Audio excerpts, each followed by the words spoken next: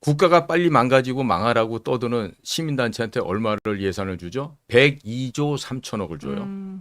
102조 네, 3천억. 102조. 예? 예. 그러면 그 10%면은 한 10조 정도 되겠네요. 그죠?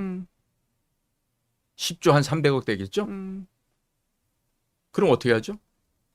그 정도 돈이면은 저걸 하겠네요. 저거 3조 원이 아니라 네. 얼마가 돼도 다 할 수 있습니다. 네. 그다음에 이 주곡이라고 하는 쌀은요. 반드시 전쟁과 연관시켜서 생각해야 됩니다.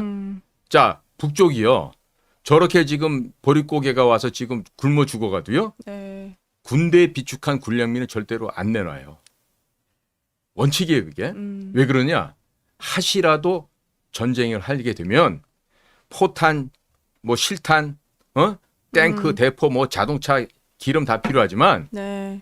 군인들이 못 먹으면 전쟁을 할 수가 없습니다. 절대로 못 합니다. 네. 그렇기 때문에 이 보급, 병참이 무엇보다도 중요하죠. 자, 예를 들어서 예. 전선이 확장돼서 만약에 북진을 한다 그래요. 자, 그러면 처음에 100km 갔을 때는 보급 병참은 100km 갔다 100km 돌아서 다시 실으면 돼요. 왕복 200km예요. 근데 전진하는 부대가 300km를 갔어. 그러면 300을 갔다 300을 돌아와서 다시금 물건 싣고 갈 수 있어요. 엄청나게 늘어나죠. 네. 그래서 이 보급과 수송 이것들이 확보가 안 되면 전쟁은 불가능합니다. 그렇기 때문에 지금 한반도를 둘러싸고 있는 갖가지 지금 예견, 전망, 추측 이런 것들이 막 나오잖아요. 네. 어쩌면은 전쟁과 같은 일이 일어나서 부지불식간에 헉 하고 북한 지역을 우리가 회복할 수가 있어요. 네. 그런 그렇다 가능성까지. 하더라도 예. 우리 군인들이 잘 먹어야지만 용감하게 싸울 거 아니에요. 네. 그래서 이 쌀이라고 하는 문제, 우리의 주곡 작물 쌀은요, 네. 반드시 전쟁과 연관시켜서 생각해야 된다. 그리고 이 전쟁의 가능성은 지금 중국이 대만을 칠 가능성도 있죠. 네. 그러면 뭐 주한미군이 대만 쪽으로 빠져나간다 어쩐다. 네. 온갖 그런 이야기가 이 설들이 많잖아요. 예, 예. 자, 그런데 우리가 해야 될 거는 미군의 도움 없이 우리 스스로가 지킬 수 있어야 돼요. 그리고 우리 혼자만의 힘으로 네. 북진해서 한반도와 그 부속도서를 모조리 다 회복할 그 능력을 우리 스스로가 가져야 됩니다. 그러니까 지금도 군대 조직이 보면 제가 안타까운 게 네. 용장들은 대령이면 다 옷 벗고 코맹맹이 소리하고 예스맨들만 별 달고 올라가는 거예요. 내시맨들만. 네, 내시맨들이. 아. 그런데 이게 다 저 지금 송미령 장관인가요? 네. 저분을 봤더니 이대 정외과를 나왔더라고. 그러면 또 전혀 이제 연관성이 네, 없는 또 그리고 또 대학원을 네. 그 선망하는 서울대학교 환경대학원 네. 거기를 와가지고 무슨 도시 설계 뭐 이런 쪽으로 네. 석박사를 받은 것 같아요. 자, 그런데 농촌경제연구원이라는 데도 뭐 남편 백을 써서 들어갔다고 하고 논문도 그런 또 얘기가 있군요. 논문도 같이 썼다 그러고 아, 네. 그런 걸 갖다가 창피하게 네. 윤미향이가 네. 위안부 할머니 돈 떼먹은 윤미향이가 네. 그런 질문을 했어 보니까 찾아보니까 아. 예? 나름 이제 검증하는 과정에서 예. 뭐 당신 이거 어떻게 되냐 예, 이런 예, 질문을 예. 했군요, 윤미향이. 그런데 농촌진흥청 출신도 아니고 네, 네. 농촌경제연구원이에요. 그러네요. 네. 그러니까 책상에서 이것저것 끄적끄적 리포트나 쓰고 했던 사람이야. 그런데 어떻게 저런 사람이 농림축산식품부 일을 하지? 아. 자, 예를 들어서 네. 이제 보면은 이 양곡법이나 네, 쌀에 네. 대한 문제는 이 정도로 얘기를 하고요. 네. 작년도에 사과값이 폭등을 했습니다. 사과값이 폭등했던 이유는 딱 한 가지입니다. 네. 왜 그랬냐? 봄에 네. 사과꽃이 개화가 돼서 얘네들이 수정을 해야 돼요. 네. 수술이 꽃가루를 묻혀서 암술에 붙어야 이게 수분이 되고 그게 사과가 열릴 거 아니겠습니까? 그런데 그때 냉해가 온 거예요. 아. 뭐냐면 주로 예. 4월 5일 식목일 전후가 우리 청명 한식 아닙니까? 네. 그때 가끔씩 한 번씩 냉해가 와요. 그러면 냉해라 그래서 무슨 영하 5도 뭐 영하 10도 이런 게 아니고요. 영하 0.5도. 영하 0.78도 요런 거예요. 네. 아, 그 정도만 돼도 그러면 농사 망치는군요. 꽃이 피어가지고 예, 예. 야 이제 봄이다. 네. 살 날이 됐다. 음. 물도 뿜어 올리고 막 음. 최대한도로 F1 2세대를 생산하기 위해서 네. 꽃을 피웠어요. 음. 물도 막 잔뜩 올라가고 그래요. 네. 근데 여기다가 냉해가 오니까 이게 얼어버려요. 아. 그러면 꽃술이요 네. 새까맣게 타버립니다. 아. 그러면 사과나 배 같은 이런 핵과류 과일들은요 이게 꽃이 5개씩 무더기로 펴요. 그런 꽃이 참 기가 막힌 게 가운데 중심화 퀸 플라워가 있고 옆에서 솔저 플라워가 4개가 있는 거예요. 말하자면. 그런데 수정이 되잖아요. 네. 그럼 전부 다 사과의 형상을 띄어 이렇게 조그맣게 그러면 열리더라도 옆에 있는 소위 경비병들이 임신을 해서 과일의 형태를 띈 거는 다 따줘야 돼요. 그거를 적과라 그럽니다. 아. 적이라는 거는 제거한다는 뜻입니다. 네. 그러면 사과를요. 예를 들어서 한 가지가 있잖아요. 그러면 5cm, 10cm 가위로 달아둘 수가 없어요. 드문드문 띄워줘야 된다. 그래야지 나중에 햇빛도 받고 색깔도 이뻐지고 또 대과가 되고 그러니까 그렇게 사과를 만들기 위해서 농부는 사다리를 놓고 그 수많은 사과 농장 안에서 수정이 돼서 열매가 맺히면 그다음부터 해야 될 거는 적과라는 작업을 해야 되는데 그게요. 오토메이션으로 자동화가 안 됩니다. 결국 사람들이 다 따야 돼요. 수작업으로. 네. 아. 배도 그렇고 사과도 그래요. 네. 그래서 그 작업을 하는 게 얼마나 힘든지 몰라요. 그러면 외국에서 뉴질랜드나 뭐 미국에서 사과를 수입해가지고 사과 가격을 안정시키기 아니라 농업의 전문가들은 뭘 해야 되겠죠?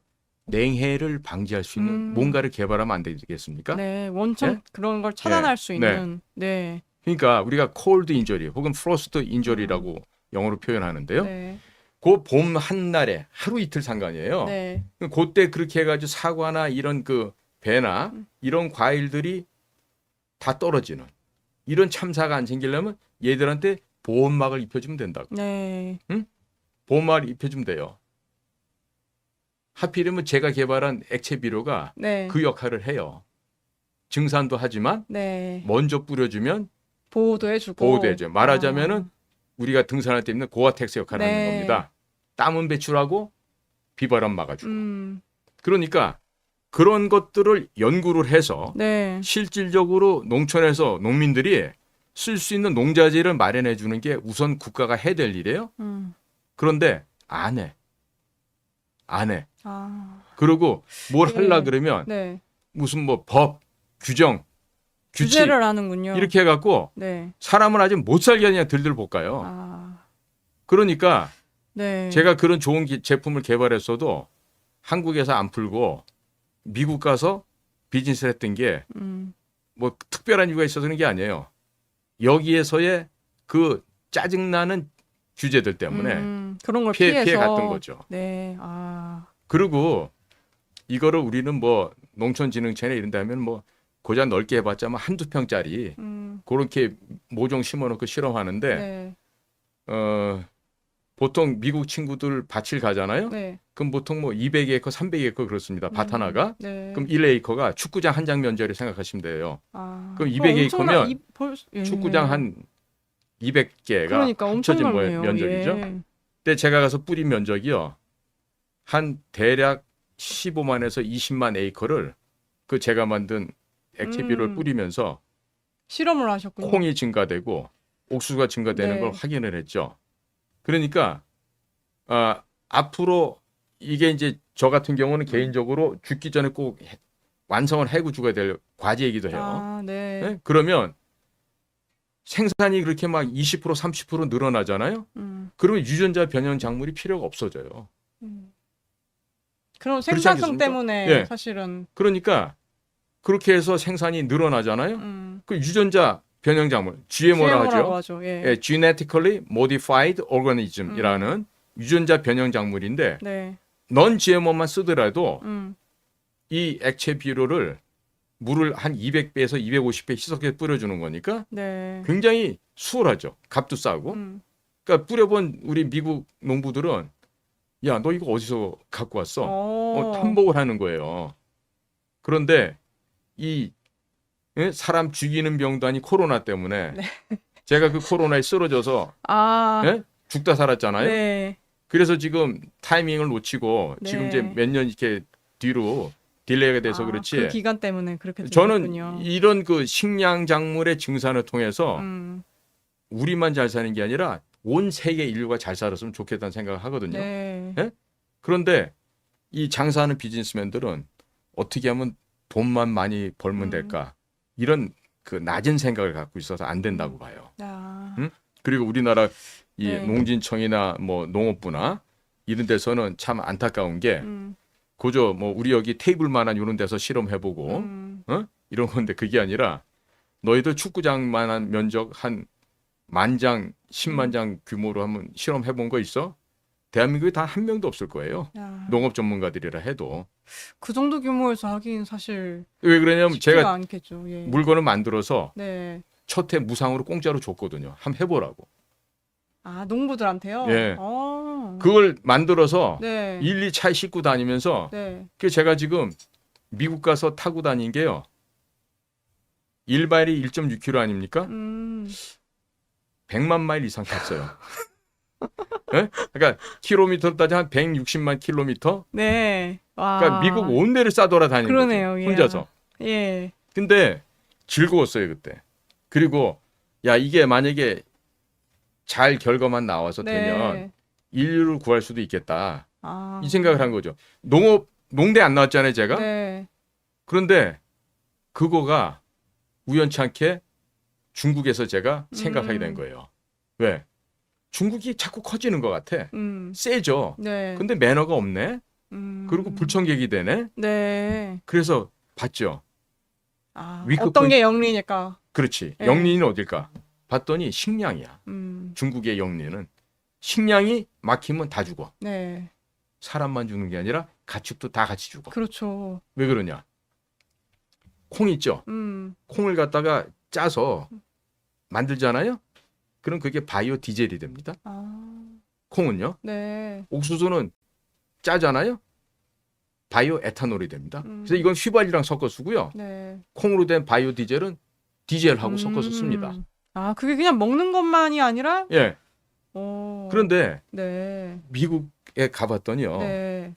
그 4대 곡물 메이저가 있어요. 네. 우리 보통 A, B, C, D라고 얘기해요. 음. A는 ADM이라는 회사인데 네. 아처스 데니얼스 미들랜드라고 하는 미국 일리노이주, 즉 시카고가 있는 그 일리노이주에 있는데 제가 거기를 한번 가봤다고요. 네. 한 3, 40km 바뀐데도 여름이었어요. 네. 구수한 무슨 콩 삶는 냄새 같은 게 나. 어. 근데 가까이 가서 봤더니 네. 진짜 콩하고 옥수수를 삶고 삶고 있어. 있어요. 와. 그래서 예. 기차가 이쪽 방향에서 공장으로 들어가는 화차에는 생으로 된 콩과 옥수수가 실려 있는데 저 반대편에는 동글동글한 그 기름 나르는 화차 있죠. 그게 있어요. 그러니까 콩과 옥수수가 그 공장의 설비를 통과하면서 옥수수는 바이오 에탄올로 변화돼서 기름통으로 저장이 되고 콩은 바이오 디젤이 돼서 그렇게 가는 거예요. 그런데 세계 곡물 시장을 이런 ABCD라는 곡물 메이저가 차지하고 있어요. 네. 그래서 ADM사가 있고요. B는 번기사, 음. C는 카길사. 많이 네. 들어보셨을 거예요. 아마 카길은. D는 드라프스라고 하는 회사예요. 근데 이 네 개 회사가 전 세계 곡물 유통량의 한 80%를 잡고 있어요. 아, 그럼 거의 그냥 전부라고 봐도 될 그렇죠. 정도네요. 예. 그래서 카길 같은 경우는 네. 회사에서 띄어낸 인공위성이 음. 미국 국방부 위성보다 더 정확합니다. 농업 회사가 크면은 그 정도까지 어느 되는군요. 정도냐면 예. 카길은요. 네. 더더군다나 주식회사도 아니고 개인 회사예요. 아, 그래요? 네. 물론 거기도 유태인 자본이 들어가 있죠. 아. 네? 그런데 대단합니다. 예. 그렇게 정확한 야. 인공위성을 네. 복수로 띄워놓고 관찰하니까 네. 야 올해 우크라이나 저쪽에서는 작황이 얼마야? 생산량 얼마 나올 거야? 브라질 밑에 파라과이, 아르헨티나 쟤들은 이번에 무슨 일이 있을 거야? 다 보고 있어요. 야. 그래서 그거 자체가 경쟁력이 되겠네요. 미국의 걔네는. NSA나 미국 국방성이 네. 카길의 인공위성 자료를 굉장히 협조를 받는다고 할 정도로. 아. 그러니까 식량이 무기 많네요. 그렇군요. 네. 거기다 카길 같은 경우는요. 네. 계열이 수직화돼 있어요. 자, 많이 생산하죠? 미국 중부에 가보면 진짜 끔찍할 정도로 나옵니다. 네. 거기다 선단이 있어요. 그러니까 선박을 음. 뉴올리언즈 항구든 미국의 포틀랜드 항구든 LA 항구든 늘 그 회사 배에 곡물을 싣고 가야 돼요. 그러니까 장사가 되겠습니까? 안 되겠습니까? 사가는 사람 입장에서는 자꾸 미치는 느낌이 나겠지만 파는 사람은 곡물 팔아서 이윤 냉겨 우리 배 용선에서 또 보내 그래서 야. 선박료로 또 받아 네. 네. 어. 이런 식이죠. 그러니까 우리나라 사람들이 네. 특히나 정부에 있는 관리나 이 공무원들이 얼마나 근시안이고 앞을 내다보지 못한지 몰라요. 그런데 대비된 일본 얘기 좀 해드릴까요? 네. 일본은요, GBC일 거예요 아마. G는 grain, B는 바지, 바지선이라 그러잖아요. 그 다음에 C가 consolidate인가 그럴 거예요. GBS인가? 자부재간에 그런 회사도 제가 가서 방문을 해봤더니 네. 거기는 일하는 사람은 일본 사람들이 그러니까 미국 사람들이 대부분인데 네. 봤더니 회사가 일본 회사야. 이름 미국인이었는데. 일본이 산 거예요. 아. 그러니까 일본은 네. 벌써 60년대 초부터 네. 일본 열도가 어떻게 될지도 모른다라는 그런 위험성을 예지하고 네. 미국에서 안정적인 식량 서플라이 체인을 만들어 놓은 거예요. 응? 그래서 설령 일본이 절반이 함몰되고 뭐 일본의 농사를 못 짓게 된다 해도 네. 일본은 미국에서 안정적으로 곡물을 갖다가 먹을 수가 있어요. 다 그런 장치를 미리 네. 해놨군요. 네. 그러니까 예. 거기에 비해서 우리나라 같은 경우는 네. MB 정권 때 네. 시카고에 뭐 코리안 그레인 컴퍼니인가 뭐 이런 게 나갔었다 그래요. 네. 그런데 한 2년 있으면서 업무 실적이 아까 그 벌크선 하나가 한 6만 톤 정도 된다 그랬잖아요. 근데 6만 톤도 아니고요. 한 2만 톤 수입한 게 전체 성적이래요. 그러니까 뭐 일반 회사들 뭐 농협 뭐 여러 개가 이제 컨소시엄 만들어서 갔다고 그러는데 우리 한국 사람들이 병이 있죠 하나가. 미국 가면 뭐부터 하죠? 골프채부터 사고. 네? 여행 다니고 네, 뭐 여행 다니고. 룰루랄라부터. 그다음에 아울렛 가가지고 야. 명품 옷 사 입고. 네. 그러니까 얘들이 가서 그런 짓을 했나 봐. 네. 그러니까 외교부 애들이 그러고 국정원 애들이 그러고 해외 나가서 성관이도 그러잖아요. 있고. 네. 성관이는 뭐 더 심하겠죠. 정말 그러니까 들을수록 예. 그 사람들이 민간 회사 신분으로 나가서 흉내를 낸 거야. 누구를? 외교관으로 나가 있는 우리 한국 공무원들을. 그러니까 시카고 주변에 거기 옆에 보면 뭐 위스콘신이 위로 있고 일리노이가 있고 뭐 밑으로 가면 미주리 그다음에 뭐 아이오와 또 뭐 네브라스카 또 뭐 미네소타 이런 그 농업만 하는 지역이란 네. 말이에요. 그 지역이. 그런데 거기 가가지고 그 농장 하고 있는 아저씨들한테 네. 그러니까 우습게 보이는 거야 그런 사람들이. 뭐 청바지 입고 그냥 늘 썬텐해가지고 비자발적인 썬텐일까요? 자발적인 썬텐일까요? 미국 농부는 자발적 썬텐입니다. 네. 일하느라고. 그런 사람들한테 가가지고 시건방을 떠는 거예요. 그 곡물 쌓아놓는 걸 갖다 우리 창고지만 그걸 엘리베이터라 그러거든요. 그러니까 그레인 엘리베이터 뭐 이거 얼마예요라는 거가.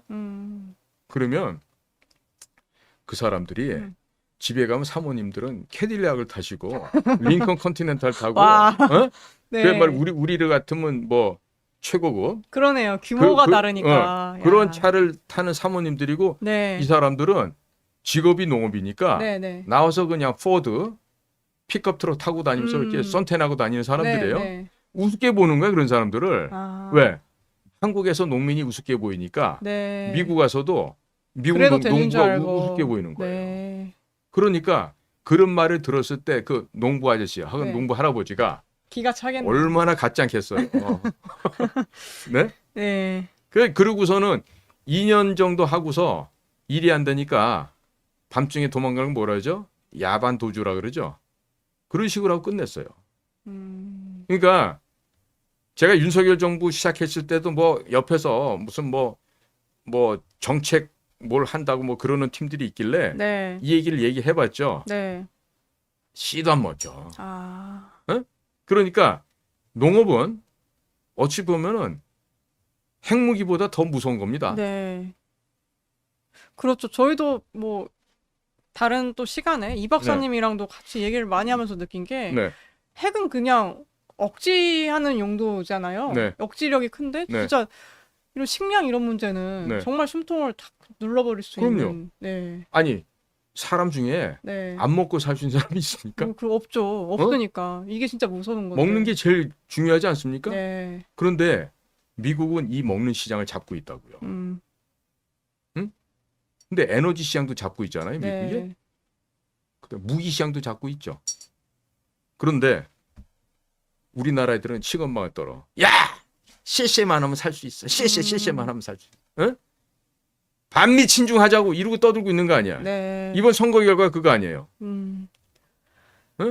뭐 그러니까 심판을 얘기하고 정권 심판을. 예. 함부로 까불면은 네. 어느 순간에 쥐두새도 모르게 내 머리 가죽이 벗겨져가지고 내가 나무에 네. 걸리는 일이 생긴다니까요. 조심들 해야 돼요. 네. 그 얘기를 해줘도 못 알아먹어요. 음. 미국 사람들이 우리를 6.25 전쟁 때 구제해줬어. 네? 70년대 중반까지 돈을 줘가면서 우리나라 군대도 일으켜주고 우리나라 네. 살 수 있게 도와줬어. 근데 이제 우리가 좀 살만해졌다고 시건방을 떠는 거야. 일본 애들이 1985년도 플라자 협정을 맺고 그다음부터 경제가 침몰하잖아요. 까불어서 그래요. 그 당시에. 뭐 하와이를 갖다 돈 주고 사겠다는 동, 네. 캘리포니아를 돈 주고 산다는 동 이렇게 시건방을 떠니까 네. 플라자 협정이라는 건 맺고 나서 그다음부터 일본 경제가 꼬꾸라져 지금 30여 년째 침몰 잃어버린 상태. 뭐 그렇게 그죠? 얘기하죠. 예, 그 기간을. 그러니까 우리나라 사람들도 일본을 제일 우습게 알잖아요. 쪽발이들 뭐 죽창으로 다 찔러서 뭐 제거해야 된다. 이따 소리나 하고. 감정적으로 아무래도 응. 나오는 부분들이 많죠. 그런데 비교해 보세요. 1941년 태평양 전쟁을 일본이 일으킬 때 걔네들은 항공모함을 만들어서 당시 항공모함은 미국 배보다 더 좋았다 그럽니다. 네. 그 거기에다가 함재기, 비행기를 싣고 다녔던 애들이에요. 우리 그때 뭐 했습니까? 소한테 쟁기 갈고 나수로 벼 베고 네. 호미로 길쌈질 하던 그게 대한민국 수준 아닙니까? 그런데 이제 조금 허리 펴고 먹는 음식 쓰레기도 하루에 뭐 몇천 톤씩 몇만 톤씩 버릴 정도로 이제 살게 됐다고 해서 네. 건방지게 놀면 그게 구제 받을 수 있을 것 같습니까? 지금 우리의 좌표를요 정말 정확하게 보셔야 됩니다. 네. 네? 오늘 뜻하지 않게 지금 이런 그 또 곡물 얘기까지 하는데 현장을 안 다녀보는 저런 농림축산식품부 장관들 아까 또 앞에 나왔던 또 주중대사. 주중대사 네. 그러니까 현장을 안 가봤는데 네. 무슨 수로 일을 하고 문제가 생기면 어떻게 해결을 하냐고요. 정말 네. 그러니까 인사가 만사라는 얘기가 저런 식으로 부적합한 사람들을 주요 직책을 주고 작년에 기억나시죠?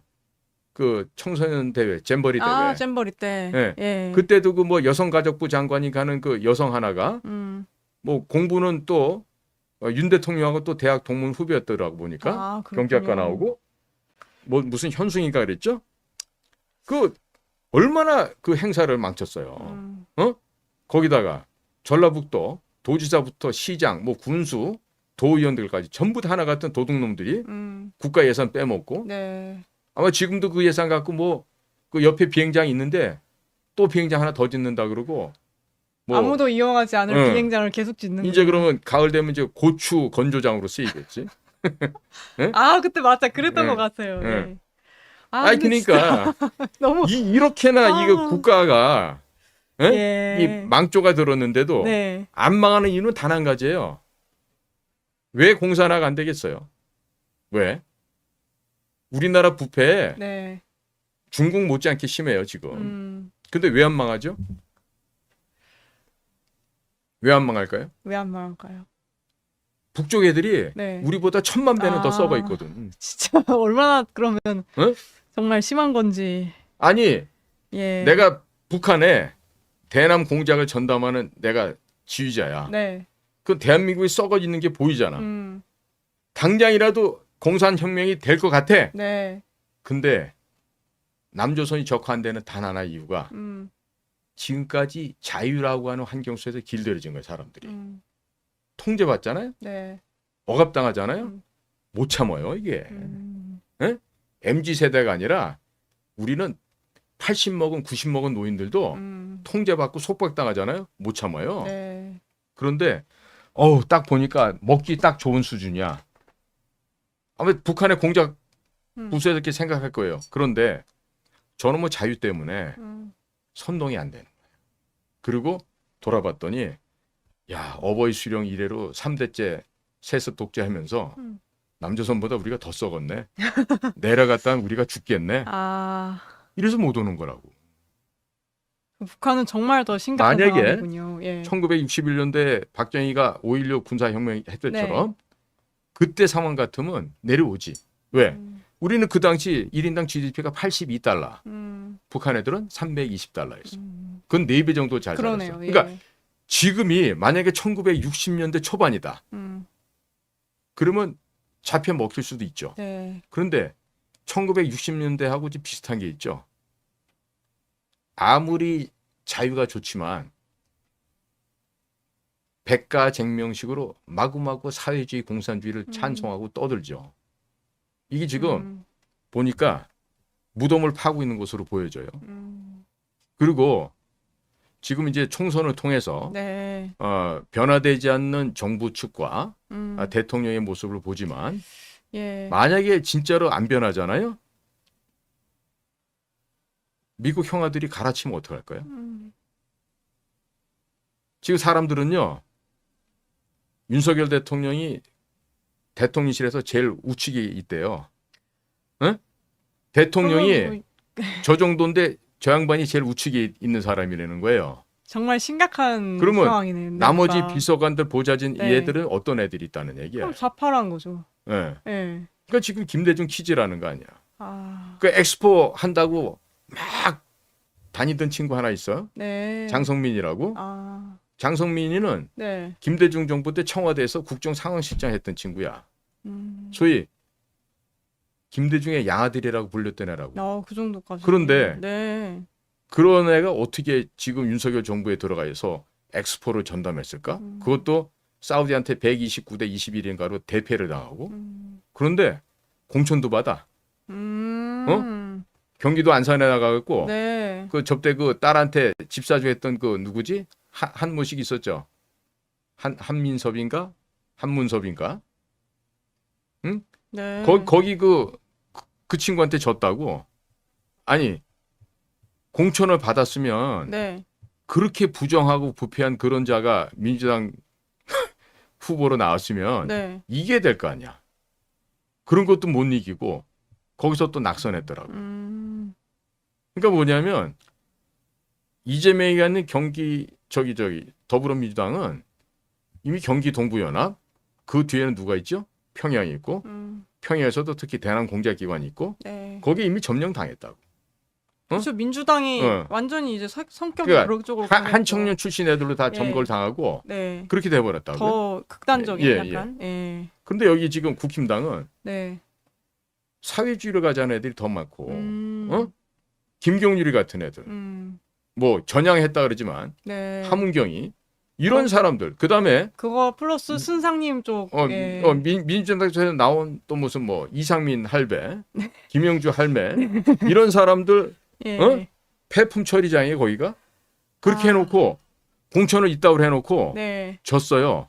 그러니까 아직도 이 뭐 자유우파를 선호하시는 우리 시민들께서는 어떤 생각이냐면 그분들 마음에 늘 누가 있냐면 박정희가 있고 이승만이 있고 네. 또 박정희 이후에 그 어려운 난국을 극복했던 전두환이 있고 이런 거예요. 네. 그런데 지금 국힘당에 그런 사람이 없어요. 그렇죠. 전혀 다른. 기껏 당이죠. 해봐야 김영삼 퀴즈나 김영삼 찌끄러기들이 좀 남아있고 그런 정도예요. 네. 그러니까 지금은 그쪽 동네도 김대중의 아이들이 점거하고 지금 있다고 보는 거예요. 지금 김영삼 네? 순상님 퀴즈들, 김영삼 순상님 퀴즈들도 많이 좀 정리가 되고, 예, 김대중 순상님의 예. 예 작품들이 많이 네, 좀 그러니까 접수를 한 것 같더라고요. 우리 자유우파 예. 시민들께서는요. 네. 이번에 총선에서 우리 우파가 졌다 생각하지 마세요. 좌파들끼리 나눠 먹은 거예요. 그쵸. 우파는 이미 진작에 다 그리고 없어졌죠. 아니 우파를 예. 지향하고 국가를 미래를 생각하면서 그렇게 열심히 살아온 예. 우익 진영에 있던 사람을 네. 단 한 명도 공천을 안 줬잖아요. 음. 그러니까 저기는 국민의힘도 자유우파 정당이 아닌 거죠. 그런데 우리 자유우파 시민들은 우리가 졌다라고 생각하는 거예요. 이게 바로 인지 부조화 증상이 나타나는 거예요. 그래서 저희가 대한방송을 통해서 말씀을 드리는데요. 네. 국민 여러분들께서는요. 진짜 우리 자유우파 진영을 새로 만들어야 돼요. 즉 건국 대통령 이승만, 근데 부국 강병 대통령 박정희, 네. 위기 탈출의 용맹한 지도자 전두환 이런 사람들의 특징을 갖고 있는 그러한 이 나라의 자유우파 지도자를 찾아서 네. 그분을 추대하셔야 돼요. 그렇게 해야만 앞으로 3년 후에 있을 대통령 선거에서 제대로 된 자유우파 대통령이 나옵니다. 그리고 이 나라가 자유민주주의가 존속될 수 있는 것입니다.